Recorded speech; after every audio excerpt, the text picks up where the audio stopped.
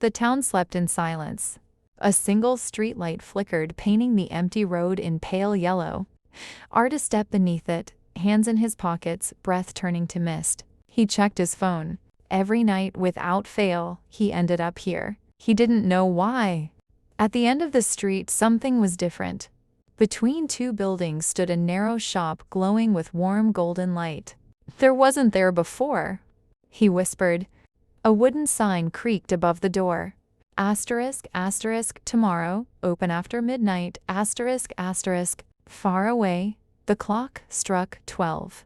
With a soft click, the door unlocked by itself. Arda pushed the door open. A small bell rang, though he couldn't see it. Warm air wrapped around him, smelling like old books and rain. Shelves climbed impossibly high, filled with strange objects, glowing jars, ticking clocks, feathers that shimmered silver. Behind the counter sat an old woman knitting with thread that sparkled like starlight. "You're late," she said calmly. Arda blinked. "Late for what?" "For your tomorrow." She placed a small glass jar on the counter. Inside swirled golden mist like liquid sunlight. The next morning, Arda woke before his alarm, full of energy. Everything felt easy. At school, he answered every question correctly. He ran faster than everyone else in gym. Even the students who ignored him smiled and talked to him. It felt like he already knew what would happen before it did.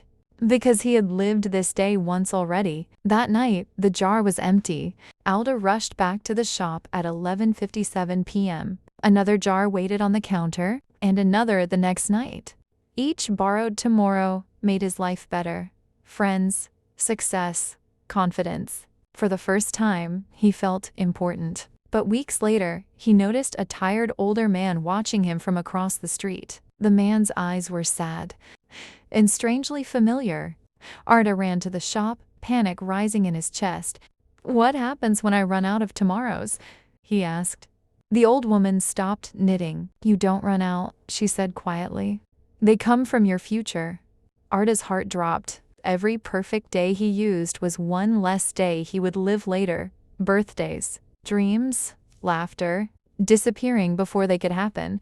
Hands shaking, he pushed the jar back. "I don't want it anymore." The woman smiled gently. Most people never say that. The next day was messy. Arda overslept. He missed the bus. He failed a quiz.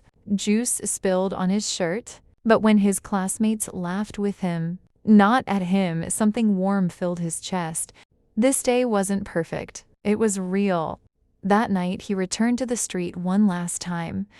There was no shop, just two buildings standing side by side, exactly as they always had been. Arda smiled and walked home, ready to live every tomorrow himself.